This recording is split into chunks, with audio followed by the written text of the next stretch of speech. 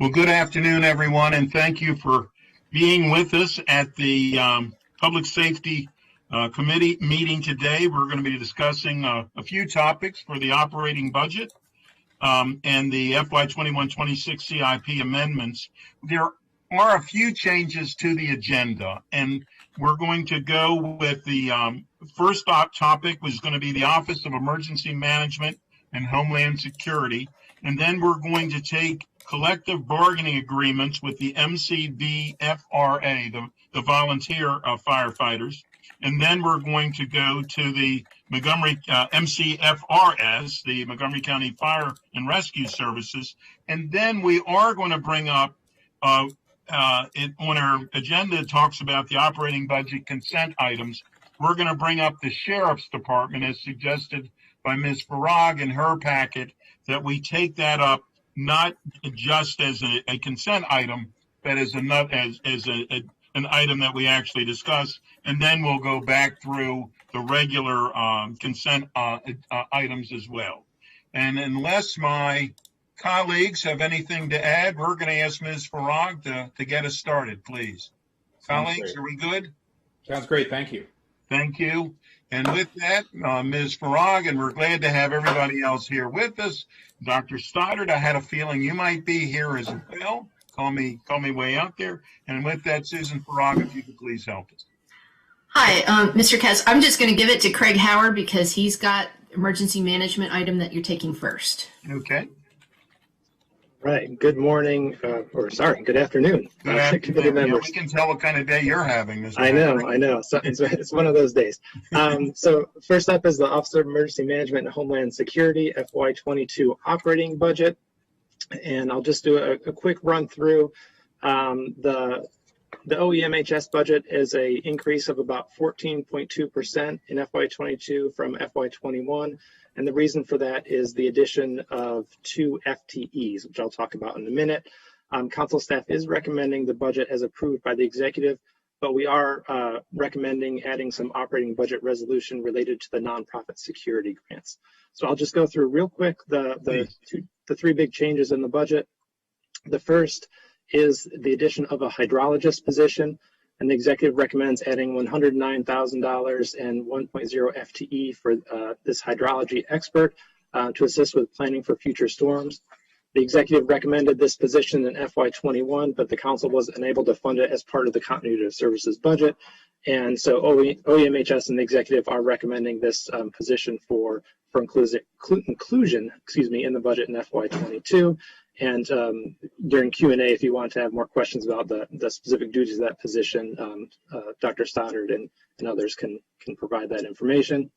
The second position is the addition of a planning division support specialist position, and this would add about $99,000 and 1 FTE to the FY22 budget. And this position would focus on a lot of the different emergency management planning initiatives that the department does, many of which are grant funded. And so the amount of time that is allowed to be spent on those activities is limited by the grant requirements. And so this would be a general fund position, which would allow for more flexibility for a lot of different initiatives that are listed out in the packet. And again, staff is here to provide more details on that if the committee is interested. And then the last piece is the executive recommends restoration of the nonprofit security grants. And I do want to make one correction to what's in the packet. I had listed $800,000 as the amount for this program. It's actually $700,000. The budget book listed $800,000, but it rolled up different program elements into the same line item. But so the actual total is $700,000, which is the same as the council approved last year in FY21. So the council did approve this in FY21, and as was discussed during the FY21 savings plan, because of COVID-19, these dollars weren't spent because religious events were not, in-person religious events were not taking place. At that time, the committee recommended and the full council agreed that this should become these dollars should roll over if they weren't spent into the next fiscal year. So to accomplish this, the executive shows this change as both a reduction and a restoration back to the budget in FY22. And then to address this issue going forward, staff recommends that the council add language to the FY22 budget resolution stating that any unspent funds for this program would automatically roll over into the next fiscal year. So essentially this turns this into a non-lapsing fund, so we don't have to do this, take it out and put it back in exercise every year. And the grants can be spent over a multi-year period, depending on what the demand is for the specific need. And with that, I will turn it back over to you, Chair Katz. Thank you very much. Dr. Stoddard, did you have anything to add? Yeah, I just wanted to, I think we all realize what the last year has been for all of us. Emergency management has been particularly impacted by the last year. Obviously been very busy with our COVID-19 response and recovery. And we fully expect that the response and ultimately the recovery will be very involved in next fiscal year. The end of the virus is not the end of the pandemic response and recovery. And I would also note, as we saw on January 6th with the insurrection, domestic extremism is on the rise. It's a threat that we have dealt with for a while and will continue to deal with. Climate change is still here and one of the preeminent threats of our time. And we have a lot of work to do in that space. And so I fully expect that the next year is going to be an incredibly busy one for the Office of Emergency Management and Homeland Security. And we appreciate the council considering the budget request that the executive has made and the increases that have been suggested, because we are going to need a lot of help addressing both climate change while also learning, doing after action reviews and learning lessons from what COVID-19 has taught us while we simultaneously recover from it. So that's all I wanted to give as an introduction. I appreciate you all hearing us out. Well, let me say very, very publicly and very upfront that we sincerely appreciate all of your efforts and everyone on your staff and everyone else involved. I was going to say you've done a very difficult job, and times will say, and you made it look easy. This was not something even you could make look easy. This was, I always jokingly said 24/7 is not enough for you all. It's 25/8.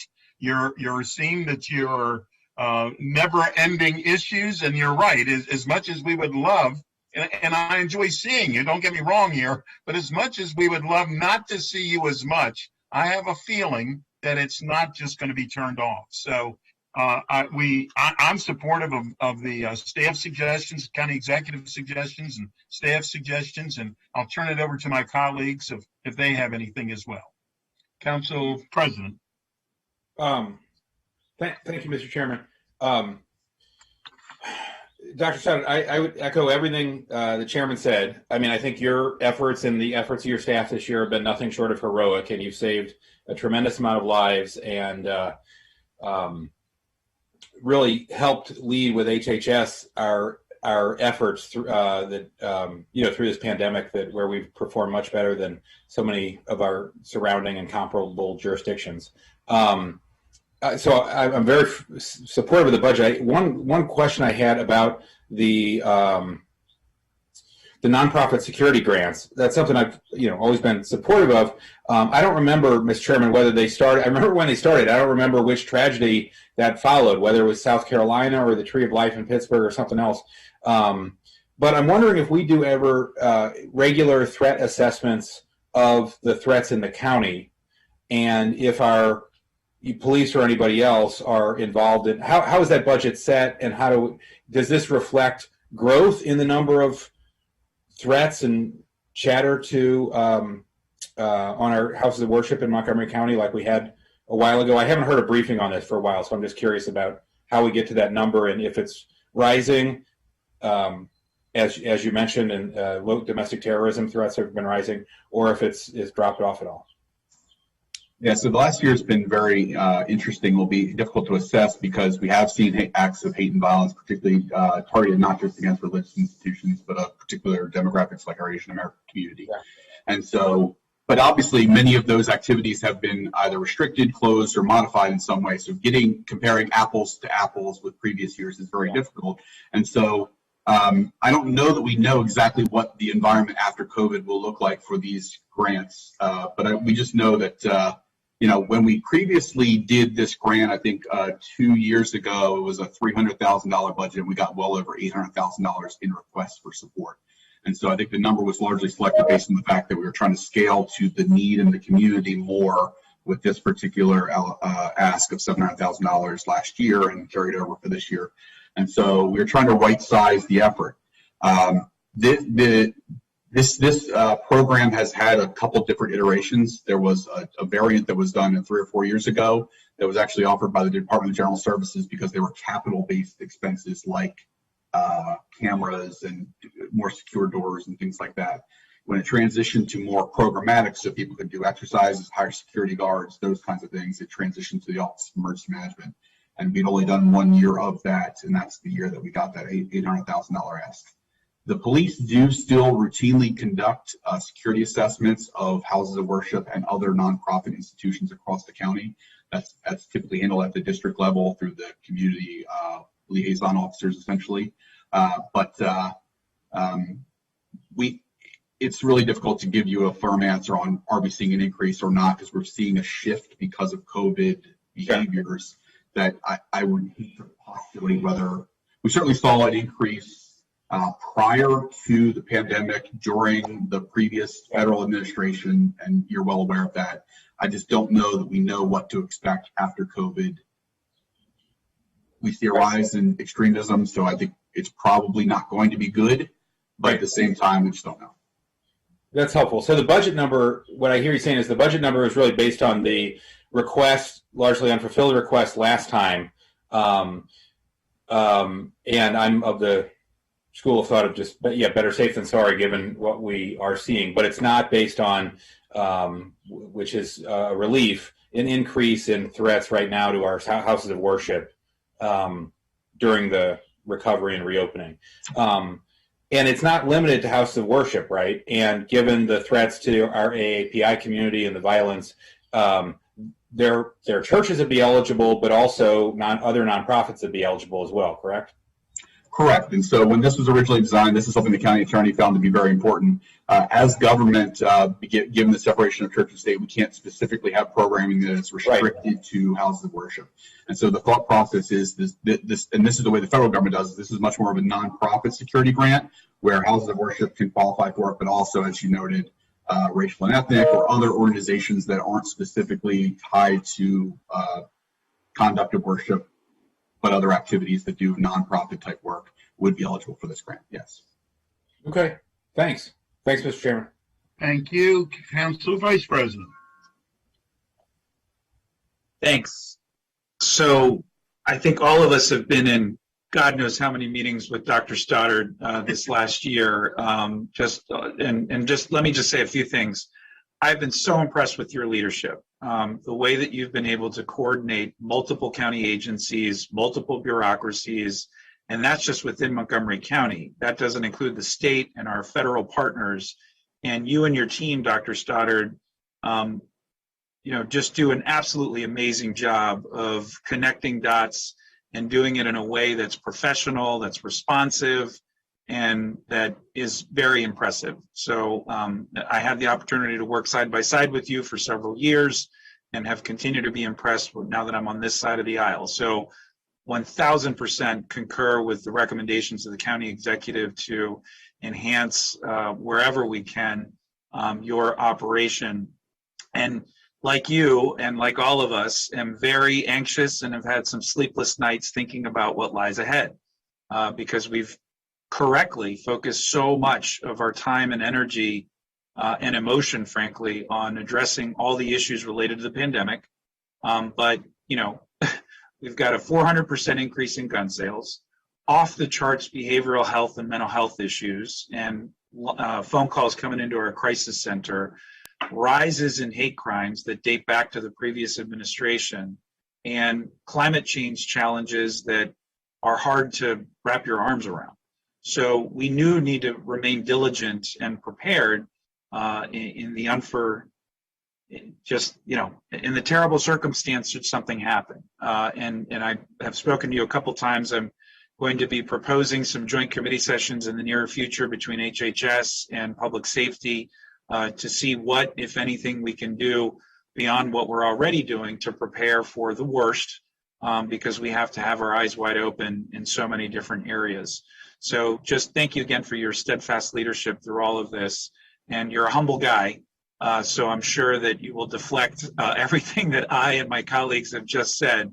But just know, sir, that we're all proud to have you as a public official here in Montgomery County and your team as well. Mr. President. You know, I think this is going to be without objection. Just call me way out there, Earl. But am I reading these tea leaves right, colleagues? This is without objection. You know your committee. Thank you very much. Mr. Howard, do you need anything other than those words? That's all good. Very good. Thank you very much. And thank you, Dr. Stoddard, and your entire team. Thanks, With Earl. that, we're going to turn to Mr. Drummer. So it's item number 3, which, because it's government, it really becomes item number 2. But collective bargaining agreements with Montgomery County Volunteer Fire and Rescue. Mr. Drummer, if you could lead us through that as well. Good afternoon.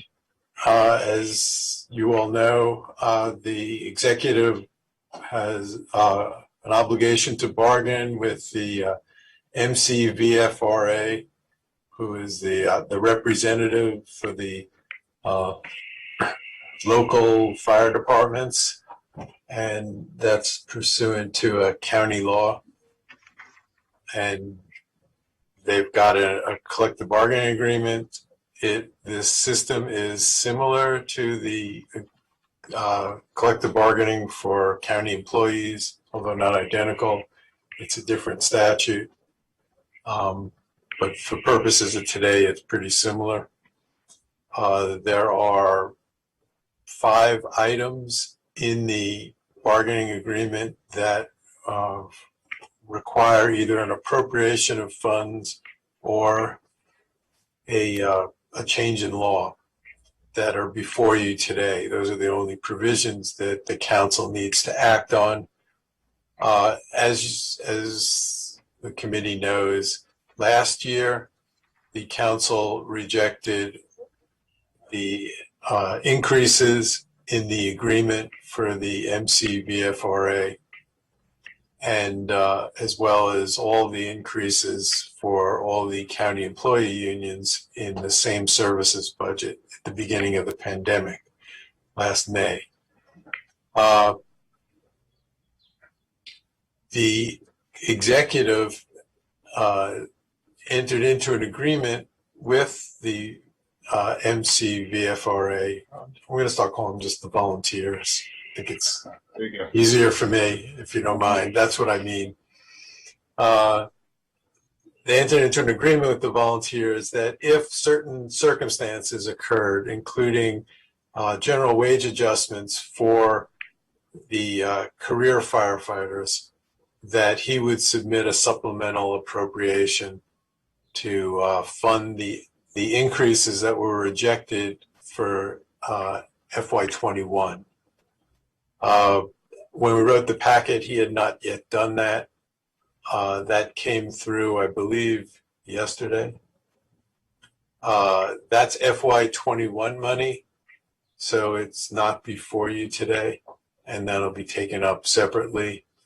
It includes some other things besides the FY21 collective bargaining agreement increases. But for your information, what the executive has done in this budget is he's taken the increases that would have happened in FY21 and then added the increases that were negotiated for FY22. So for instance, in the nominal fee, these are the easy numbers for me to remember, in tier 2, for tier 2 volunteers, it's based on the amount of runs you do. The FY20 was $700. The FY21 was $800, but that never happened. FY22 is $900. What the executive has in the budget and in the agreement before you is in fact funding going forward for the $900. So let me talk about the the 5 items. So before I do that, I have made this point for at least 7 years. I believe it's been 7 years now. Just to point out that the collective bargaining process began long before the council enacted the Emergency Medical Services Transport Insurance Reimbursement Program, or the ambulance fee. When the council enacted the ambulance fee in 2013, they agreed to provide the volunteers, the LFRDs, with 15%. This year, I believe that comes out to $2.8 million. That's $2.8 million that they get outside of the collective bargaining process. They also get a grant, the state Senator Amos grant funds. And although we don't know exactly what that is, funding is, last year was a little over $2 million. So that's $4.8 million that they're getting outside of collective bargaining, as well as the county paying for station operations, fuel, utilities, vehicle maintenance, and basic personal gear and equipment needs for the volunteers. Just a point. I've pointed it out for the last 7 years that the bargaining agreement should take that into consideration.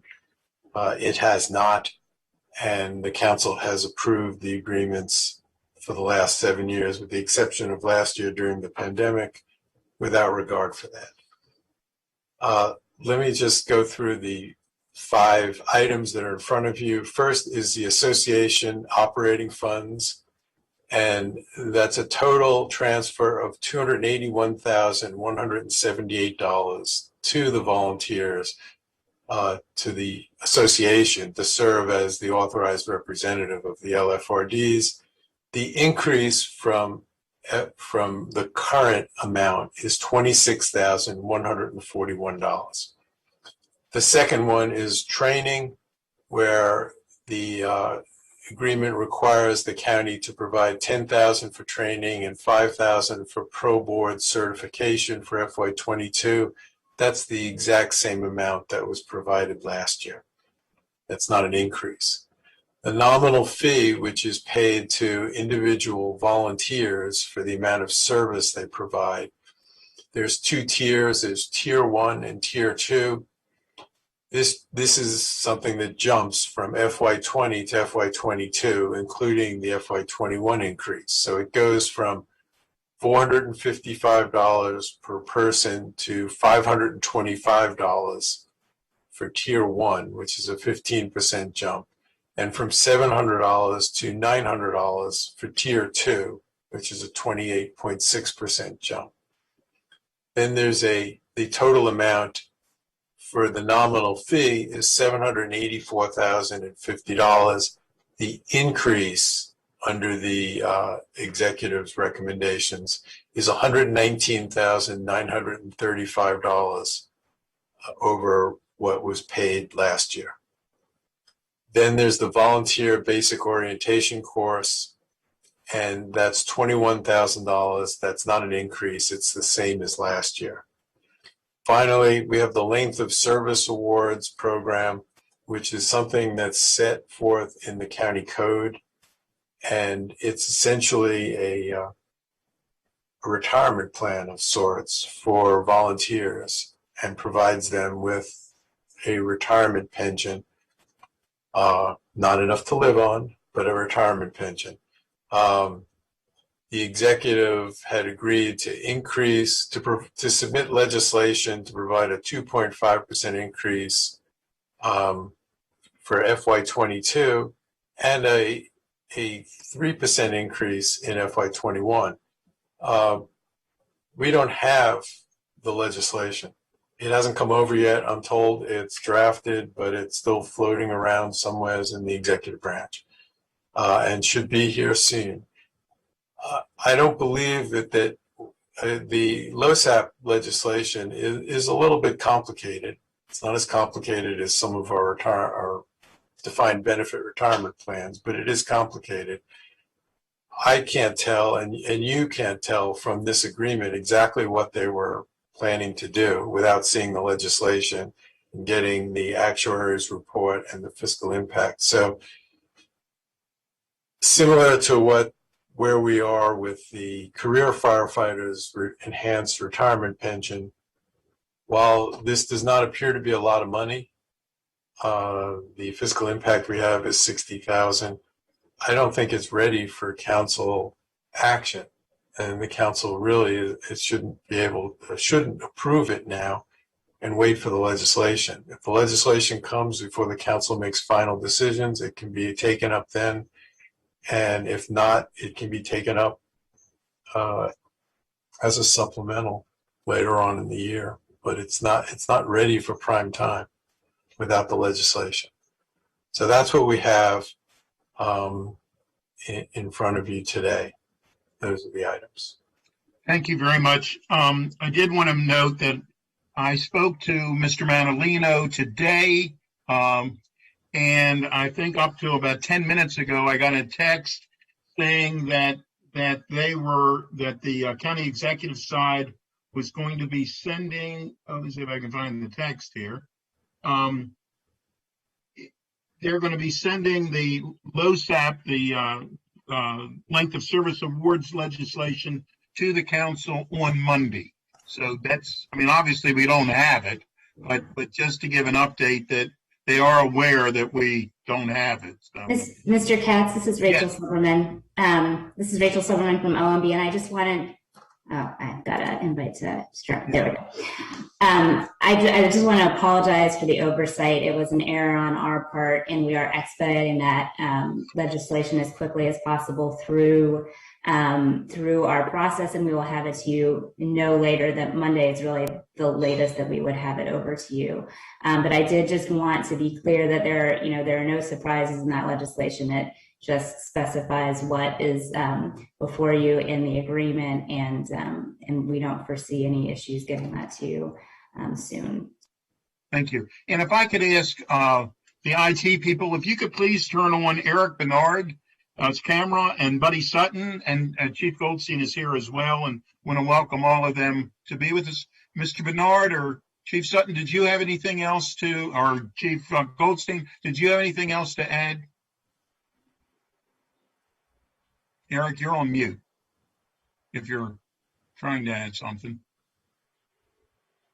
Eric, did you want to add, or I can't tell whether you wanted to add something. Yeah, I was just unmuting. Thank you. They gave us the screen. I appreciate your time. President Sutton is here, and we can go. We'd like to address some of the areas that Mr. Drummer addressed if you need. As he said, he's been making this argument for 7 years, and for the past 7 years, he's not attended any of the collective bargaining sessions where we met with the executive and his representations, and I promise you, we did address all of this. The two areas of funding that he described, President Katz, are unavailable to the MCVFRA. We bargain on behalf of over 1,500 active volunteers that serve daily, providing free fire rescue and EMS service. These are very small benefits to the actual members. And the EMST law did come after collective bargaining, but in that law, it very clearly states it may not supplant funding that we were receiving prior to EMST funding. So we're glad to go through the different areas. We ask you for your support for your volunteers. We work very closely with our sisters and brothers on the career side under the leadership of Chief Goldstein. Our volunteers really stepped up during the pandemic, staffing extra EMS units, extra fire equipment. We've had many members become ill from COVID, and this is a small way that the county says, thank you very much for your service. And again, we thank each of you and everyone who is volunteering for literally saving lives. I always appreciate Mr. Drummer's suggestions and thoughts, and we want to hear them. And he always gives his good reasoning for those suggestions. However, in this one case, I disagree with Mr. Drummer. And I believe that we should be, and if President Sutton has anything to add, I can't see you on the Zoom, so, or if Chief Goldstein has anything to add, I'm in agreement with the all five, candidly, but we can't vote on the LoSAP until we get the legislation. So with that, my suggestion is that we vote for 1 through 4 with the note that we're waiting, and hopefully it'll get here by Monday for the legislation. President Sutton or Chief Goldstein, did you have anything else to add on this? Not from my seat, Mr. Katz. Thank you. Thank you. Buddy, are you there? Buddy is there. I'm not sure why you're not seeing him. Okay. He was there before. Yeah, can you see him, Eric? I can see him on my iPad that's watching the YouTube feed. I don't see him here, but we have 3 other screens. Is he jumping up and down and he would like to say something? Can you let us know, please? Actually, so I just lost him on the other feed. Okay, all right. Well, Mr. President, I would suggest that the numbers don't change as Ms. Silverman suggested. The law only will modify, since LoSAP is written into the law and the actual dollar amounts there, the legislation will simply change those dollar amounts to reflect the 3% increase for all members and an additional 2.5% for those that are active riding. Those will be the only changes. So since you're required to either vote a straw vote up or down before May 1 on these items, the dollar amounts will not change. So I suggest you can support the intent. I agree with what you're saying. I do believe we have to have a note that says that we need to have, we're supportive, in my opinion. We're going to hear from the other committee members, but we do need a note that says we're supportive, but we need the legislation to be able to go forward on that part. But I don't think it should be lost. We went through this on Tuesday as well for other items. Council President or Vice President, did you have anything to add, please? Sure, Mr. Chairman. I would just, I'm where you are. Bob mentioned that the volunteers get state support. I'm very glad they get state support. We pay a lot of state taxes, and we don't get nearly enough back from Annapolis, in my opinion, for a lot of things that are clearly state obligations, like education and healthcare and childcare. In this case, I'm glad the volunteer firefighters get some state support. Bob, you mentioned the Amos grants. The Amos grants are only for capital expenses. This is an operating budget hearing. They can't be used. Amos grants can't be used for compensation or anything like training or meals. I just checked the law to verify my memory of this. I agree with the chair. To me, we owe a debt of gratitude to our volunteers. We don't have enough firefighters, professional firefighters, to begin with, and we spend too much on overtime. Imagine if we had fewer volunteers. So I think this budget's a very prudent investment. I'm glad we have some people that are willing to put their lives on the line as volunteers of all things. And, I prefer to thank them for their service and vote for the budget. Thank you. Vice President Albornoz. I agree with the approach and the comments. I'll only add too, and this is just generally across the board among our first responders, we're having a hard time with recruitment in all aspects. And so I think that anything that we can do that provides additional layers of support, but also incentivizes us being able to attract more folks into this critically important field, I think is something that we should be supportive of. So I agree with your approach, Mr. Chairman. Thank you very much. And I did want to point out that Councilmember Friedson did send at least one memo, maybe two, to remind us that we should be fulfilling the Bethesda Chevy Chase Rescue Squad's FY22 budget request, and that is included in this. So that would be taken care of as well. Unless there's any further comment, this will be without objection for everything, as I say, except for we're going to approve number 5 as well on the list, but we need to have the legislation, which we understand is coming over hopefully by Monday. Is that okay to do it that way, Mr. Drummer? Well, you're technically not approving it, but you're waiting for the legislation. but the legislation, I'm sure, will come over. This is scheduled to go in front of the full council on Tuesday. Okay. I mean, this is better than what we went through with the pension for the IAFF, because that's a legislation that isn't done and may come over sometime in the next year. This is a little different situation. There is an agreement. There apparently is legislation. It simply hasn't shown up here. I assume it will by Monday, and the committee can, this is scheduled to go to the council on the 4th, next Tuesday, for action on the full council. You could, it doesn't sound like you need to have it back. It sounds like I know what don't want to have it back. No. I think I know what you're going to do and what the committee recommendation is. So I think we can just go forward on Tuesday.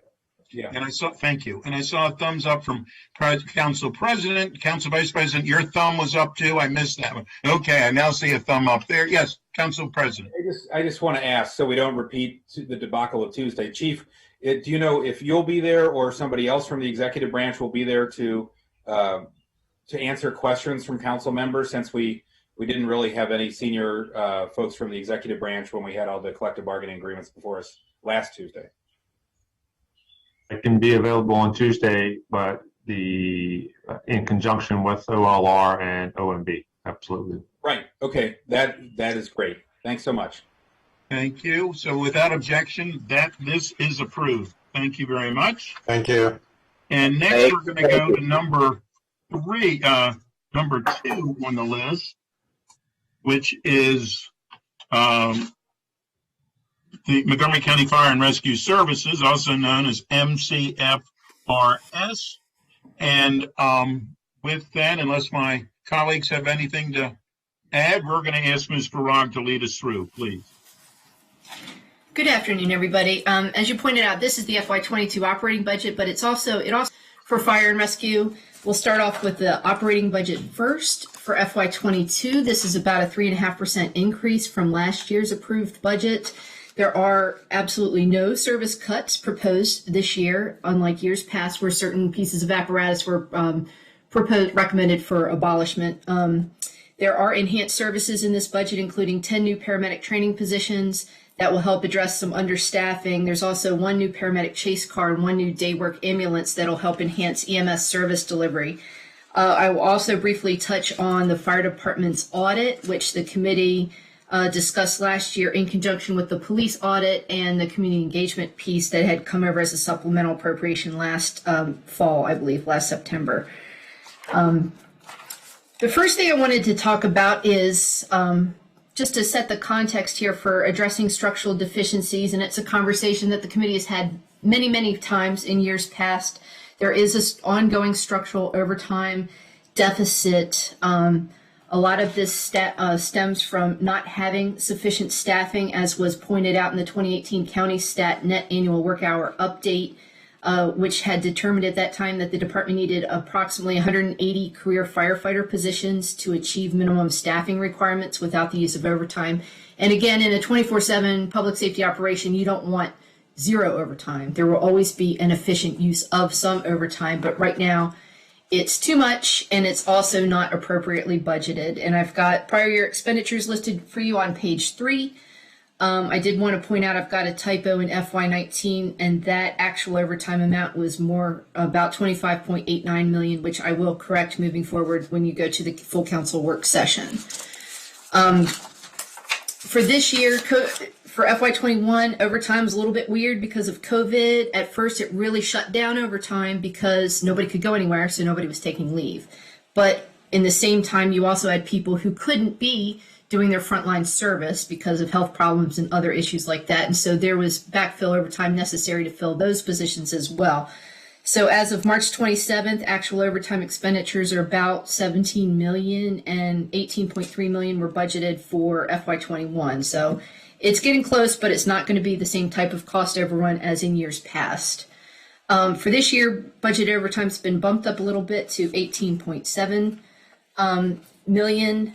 Again, I don't believe that this is going to necessarily accurately reflect how much overtime they will need, but I do want to point out that the county executive and the council have taken some steps over the past few years to help try to address this structural deficit. And one of those was the county executives adding 20 firefighter positions in the FY20 budget to help address that 180 firefighter gap. And the council approved that at the time. And in the same year, the executive had added $2.184 million to the overtime budget to reflect the impact of several years' worth of general wage adjustments. And again, the council approved that measure. Last year, in FY21, the executive had recommended adding 20 new paramedic training positions. But since you were faced with an estimated $600 million tax revenue shortfall prompted by COVID, the council didn't approve any additional expenditures over top of its continuity of services budget, and therefore these 20 paramedic positions were not approved last year. So 10 of them are returning this year for a cost of about $763,000. These positions help address the backfill overtime necessary for when firefighters are actually attending paramedic training. And it's my understanding those classes typically range from about 15 to 30 to 35 firefighters each, and OMB has advised that 20 paramedic training positions is still the appropriate number, even though 10 have been recommended, and that OMB is going to continue to reevaluate the need for training positions as it develops the FY23 budget. Adding these positions this year would help further address the original 180 firefighter staffing shortage. Along with the 20 firefighters added in FY20, that reduces the shortage to approximately 150 firefighters. Another step that this budget takes is civilianizing a facility maintenance position for savings of about comes back. And I'm not sure what the timeline is on that. I do have some additional information to discuss about the audit later. It'll probably be later than the fall, but I just wanted to put that on your radar. The budget also is adding EMS services. It has a new day work ambulance for about $640,000 and a new paramedic chase car for about $637,000.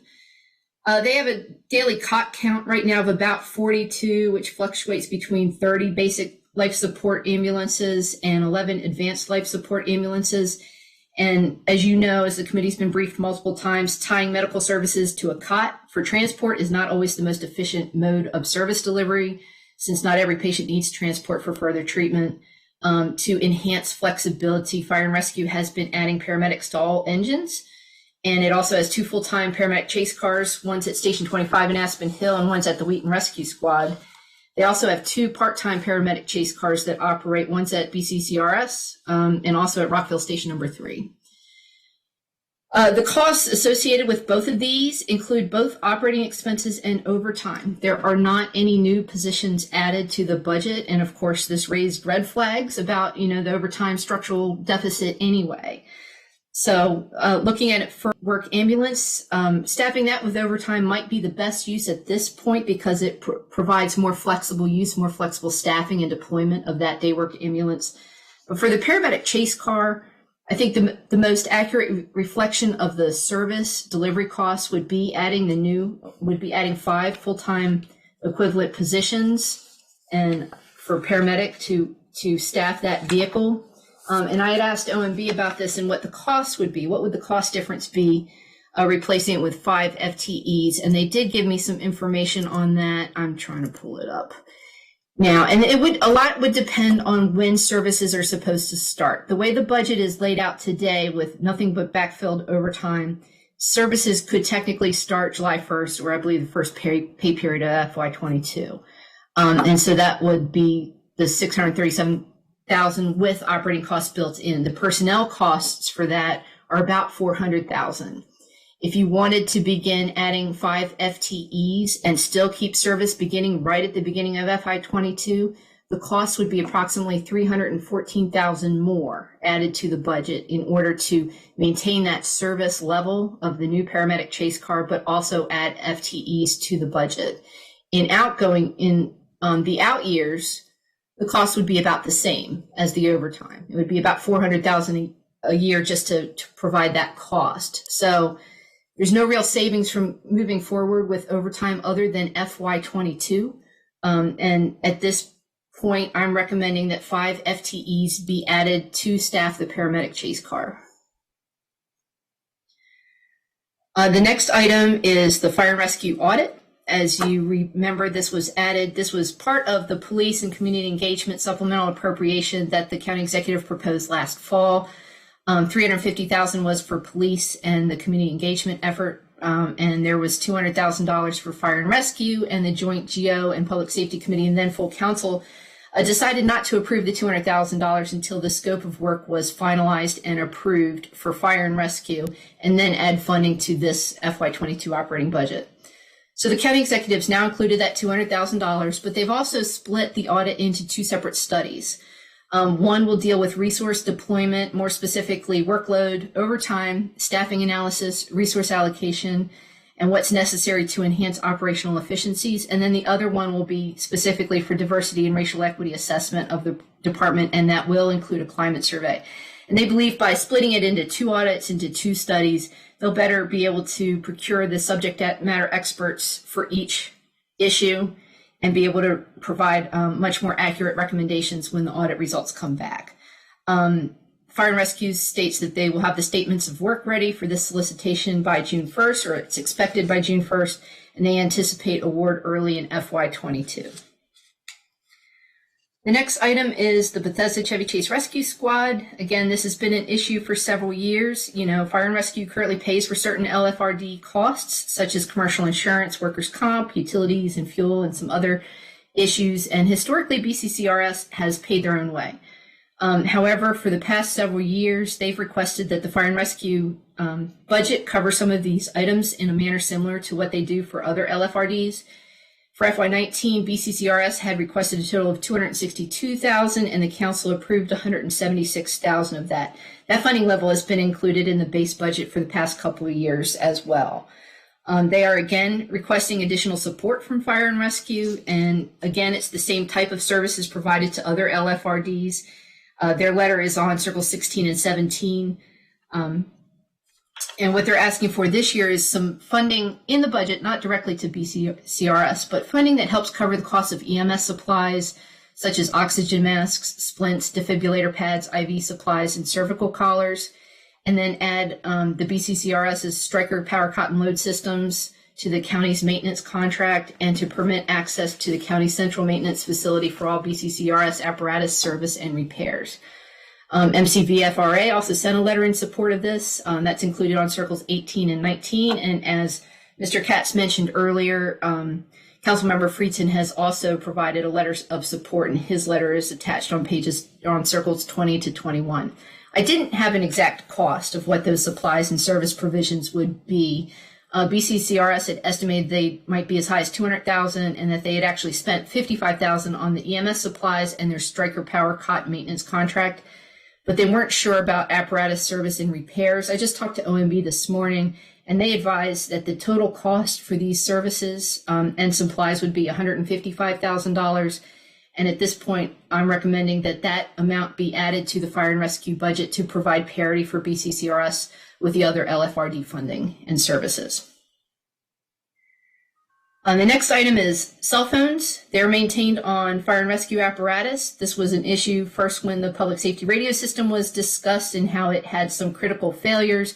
It was past its end of service contract, end of life, and they had tried to procure as many spare parts as possible, but didn't know if they had everything they needed to keep this up and running. And the public safety departments that relied on this radio system were tasked with ensuring that they had appropriate backup systems in place. And so they did that. And one of these items was having cell phones issued on each MCFRS apparatus at the unit officer position, which they did. And it was originally only funded for 6 months in FY21 until the new public safety radio system had cut over and was operational. However, Fire and Rescue used these cell phones for mobile integrated health services, telehealth, and the alternate destination program, which the committee was briefed on in February 2021. Since these pieces are critical to different parts of service delivery for Fire and Rescue, we're recommending that those remain funded in the budgets moving forward. Just briefly, put information on recruit classes and attrition. They're scheduled to have 2 recruit classes in FY22. One will be previously trained personnel, and that'll have approximately 30 recruits, and then the other class will be a regular class with 50 to 55 recruits. Information on EMST fund, which you had just spoken about with Mr. Drummer. 20 million has been budgeted for this fund, of which about 2.8 million will be distributed to the volunteers. Moving to the CIP amendments, there are a few CIP amendments for you to look at. Most of these are reductions based on actual expenditure reductions or delays in the projects. For the fire station emergency power system upgrade, this is an expenditure reduction of $464,000, and it relates to the old fire station 25, which has been removed from the project since there is no longer an active fire station. The apparatus replacement program, which is never set in stone anyway, that can have some ongoing modifications based on reassessment of needs. The recommended amendment reduces total project funding by $360,000, and that reduction is due to lower than expected costs in previous years. And there are some adjusted expenditures for FY21 and 24 that reflect deferral of scheduled FY21 replacements and the reprioritization of replacements for aerial ladder trucks. Glen Echo Fire Station renovation. This amendment delays funding until FY23 due to project delays, and the same thing for Rockville Fire Station 3. It's delaying funding from 22 to 23 due to project delays. White Flint on page 9. This amendment shows a $3.1 million expenditure increase due to schematic design and cost escalation. Construction on it, however, has been pushed out a year till mid to late 2023 due to fiscal capacity. And then on March 15th, the executive sent over a new amendment for a new project, the Heart Monitor and Defibrillator Replacement Program. And this project provides for the purchase of 27 Stryker LifePak heart monitors and defibrillators assigned to advanced life support transport units, paramedic chase cars, and engines. They have a useful life of 5 to 8 years, and they have to be replaced on a regular basis. And the source of funds for that is short-term financing. And finally, racial equity and social justice considerations. I just briefly spoke about some of the things that the department has been doing, and the fire chief has prioritized this type of work for several years, both through recruiting and community outreach efforts. Several years ago, Fire and Rescue implemented hiring preferences for those who live in the county and those who speak a second language. And it's also worked with MCPS to implement the high school fire science career pathway program, and that's helped with some diverse recruiting efforts as well. Unfortunately, a lot of this has been kind of sidelined by COVID and social distancing restrictions. It's expected that the racial equity and social justice elements of the new audit will help identify the effectiveness of these current efforts and help make recommendations for new ones. I'm also recommending that the committee receive a briefing on these findings once the audit has been completed. And I just wanted to briefly summarize my recommendations for this, adding 5 FTEs to staff the paramedic chase car, and that's approximately a $300,000 increase. Adding the $155,000 to help cover BCCRS equipment and maintenance needs, and then following up on several items when that information becomes available, either in the fall or when the audit comes back. And I'm recommending approval of the rest of the budget as submitted by the executive. Thank you very much, Ms. Krog. As always, you make a very difficult packet sound a whole lot easier than what it really is. Chief Goldstein, very glad to see you here. Did you have anything to add? So following Susan is very much a pleasure. As you said, she took a very dense and complicated submission, boils it down, gives a good description thereof. And as we've been progressing in the service and with the executive and council support, I will open myself to your questions and discussion topics. Thank you very much. I did have one item when I was reading about the cell phones that reminded me. Susan, I think it's you someone should be on mute. I think that and you deserved a drink. I mean, hopefully it was water, but you deserved a drink. But we heard the ice rattling there.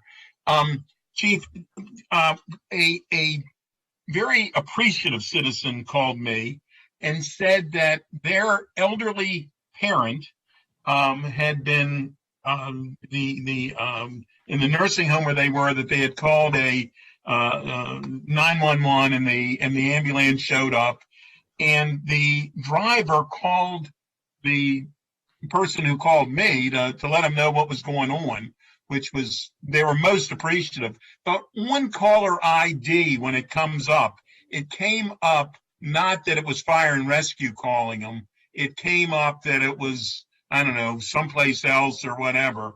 And as you know, we all get those calls that you don't necessarily answer them, especially on your cell phone, if it doesn't come up on caller ID who it is. So I don't know if that's something we could correct, if it's something that you know, we could do something about.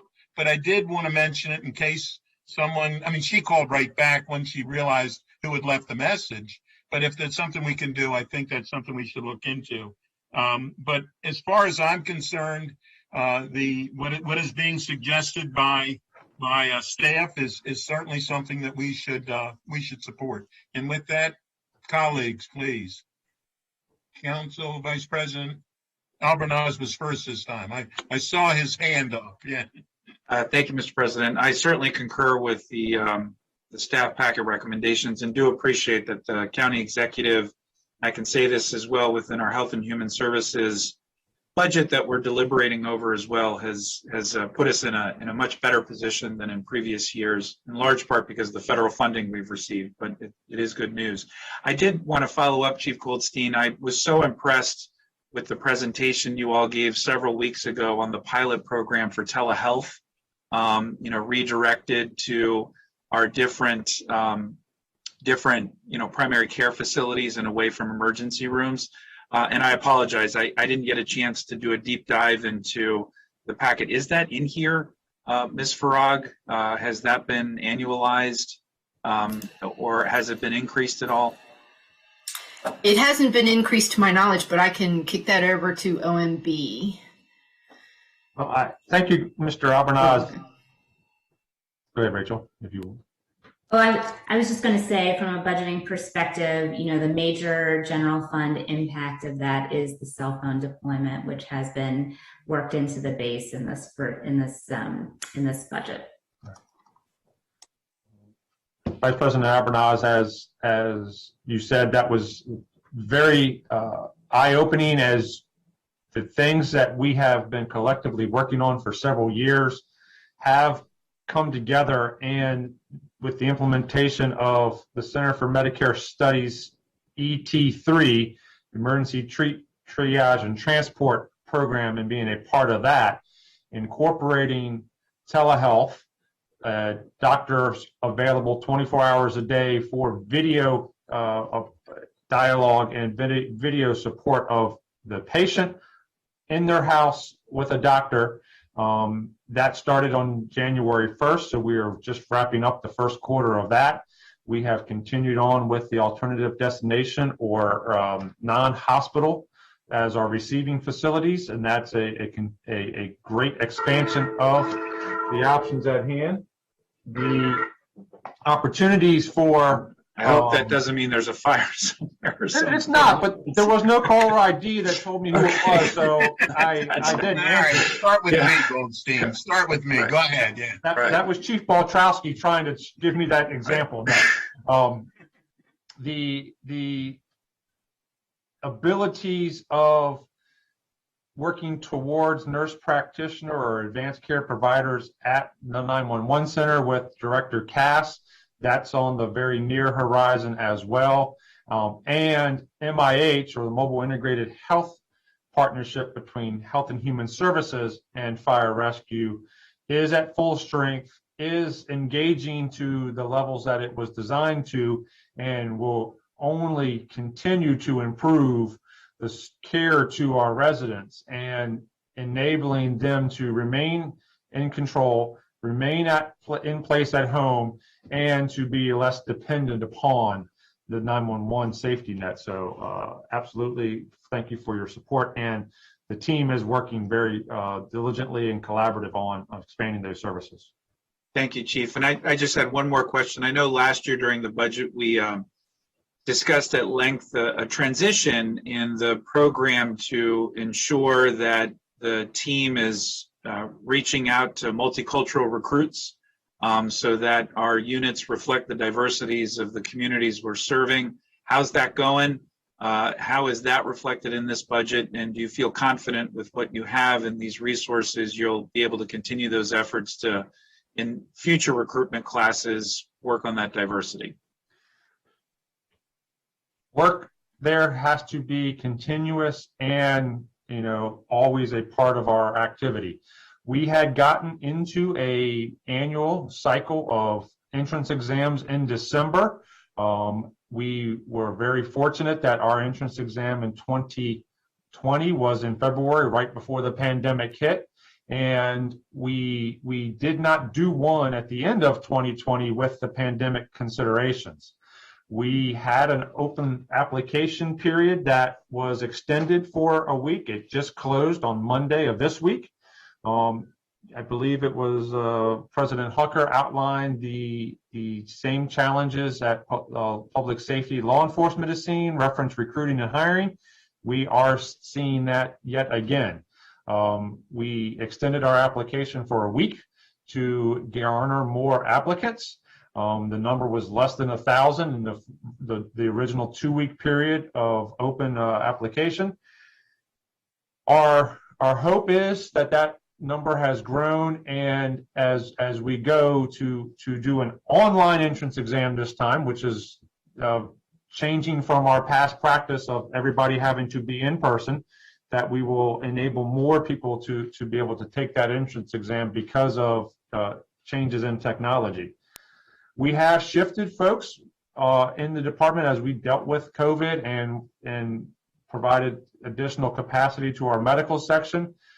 But as that is winding down, our recruiter will be back at it in full time, because you have to have the goal, which is your application period and when people will be able to apply, so that you can provide good, timely information when you're out there at an event. And then B, have folks that meet the community's demographics, demonstrating the department's capabilities. So a single person is not the answer, it's a team, and that team needs to be reflective of the community and which group you're outreaching to at that event. So we strive to continue on that, and we will continue to work with that. Thank you. And my last question is for Ms. Farag. I guess as we continue the transition on 911 technology, is that reflected in this operating budget, or is that a separate line item somewhere else? No, all of the Emergency Communications Center is under the police department budget, even though it's co-run both by fire and police. Okay, thank you. Wanted to confirm, because obviously that was a concern raised by this committee previously, and want to make sure we continue down that path. So I'll defer that one when we get there. Thank you all so much. Appreciate it. Thank you, Council President. Did you have anything? I think you and the Council Vice President anticipated my questions. I wanted to know more about the telehealth. I appreciate the update. I think that's very exciting. And anyway, I'm on board. Very good recommendation. So I'm assuming that it's without objection that we do the suggestions by Ms. Farag on the two points. Can I just clarify one thing for you, Mr. Katz? I forgot to mention, this year we're doing recommendations for adds to the budget a little bit differently and putting them in categories 1 through 3 based on funding and revenues. Yes. And I wanted to recommend these under category 3 as critical adds to the fire department budget, but I will work with other central staff and try to figure out offsetting savings elsewhere to make sure that it's more budget neutral. And I just wanted to, okay. And I think we sincerely appreciate that as well. So it's without objection. Thank you. Okay, thank you. The next item that we're going to be discussing is the Sheriff's Department, and I'm very glad to see that the Sheriff has joined us. We're bringing his budget up from the consent items because of Ms. Farag's suggestion. And so, Ms. Farag, would you like to tell everyone of your suggestion, please? Sure. I'm not recommending any changes in the sheriff's budget other than a discussion on the taser item. So I'd like to limit discussion to the taser item today.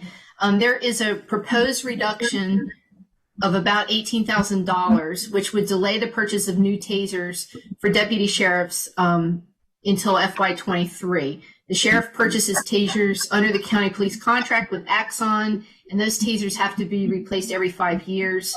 It's also my understanding that the sheriff would like to ensure that all deputies are eventually trained and certified to carry tasers. They currently have about 54 certified deputies, and the sheriff has been training about 15 deputies per year. I'm concerned with police reform issues abounding and use of force concerns, particularly deadly use of force, that law enforcement officers in the county should have every available tool to them that is a less lethal use of force tool. And I think that delaying this for the sheriff might be counter to that type of police reform issue, as far as, trying to help with less lethal uses of force to deliver law enforcement services to the community in the safest way that we possibly can.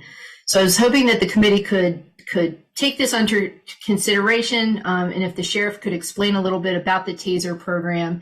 And as you know, the sheriff, they have unique services, unique duties that can put them into dangerous situations quite often, particularly with potentially, dangerous issues serving like extreme risk protective orders, for example. So I just was hoping that the sheriff could explain a little bit about the TASER program and the need for TASERs before moving forward. Thank you very much, Sheriff. Good to see you. Would you like to explain it, please?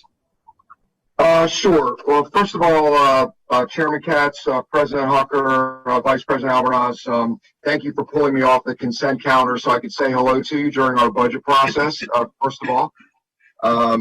Second of all, I appreciate all the work that Susan and Taman did with the sheriff's budget. I do appreciate the discussion having to do with any sort of less lethal option.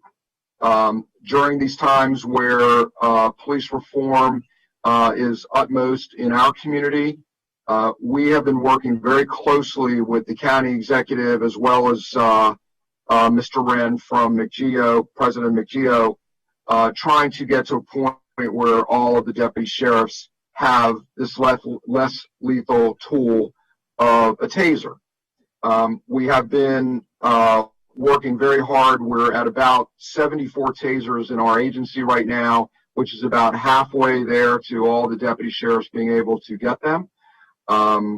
This would put our process back a little bit, having to wait a year. I do understand that, the sheriff's office budget is so lean that we just do not have many areas to cut for cost savings plans.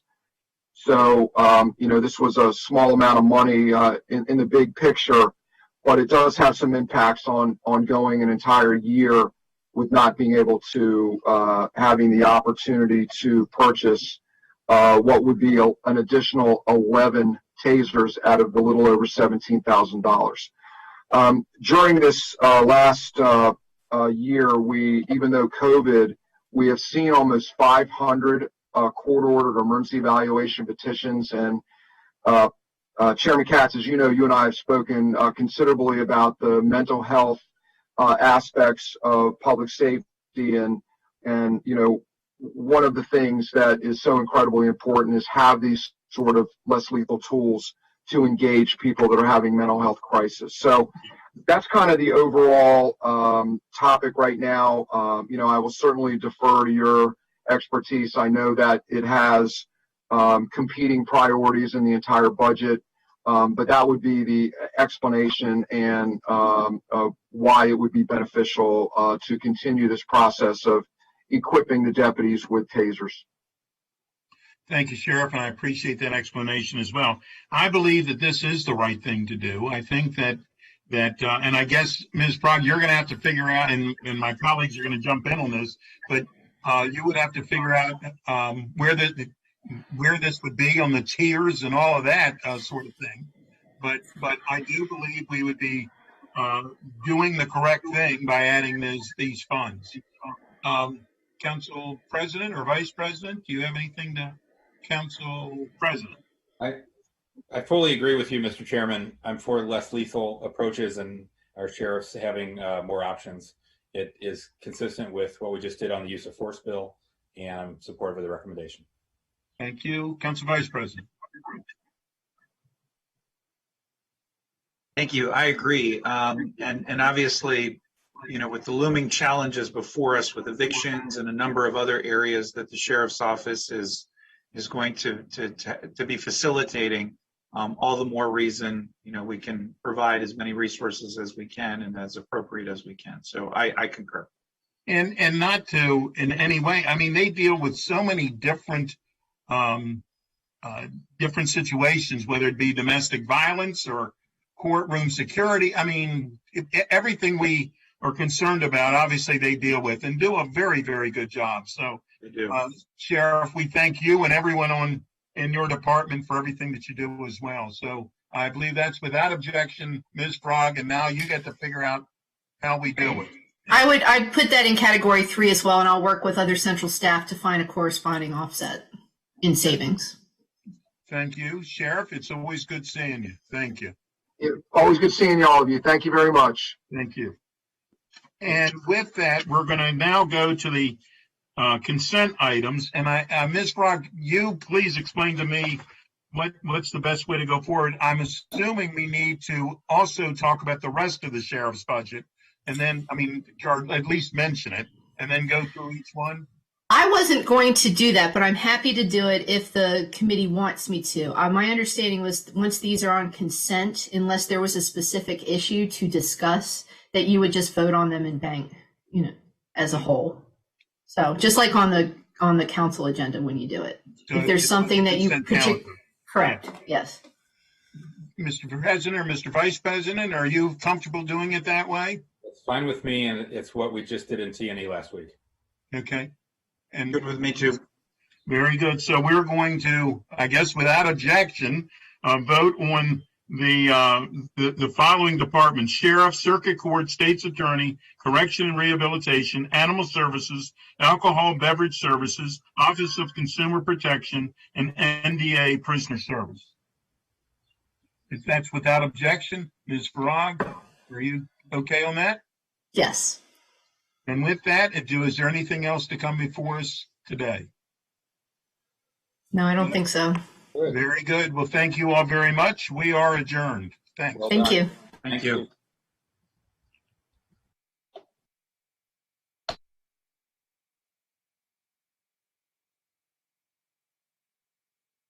County government is already on clean energy.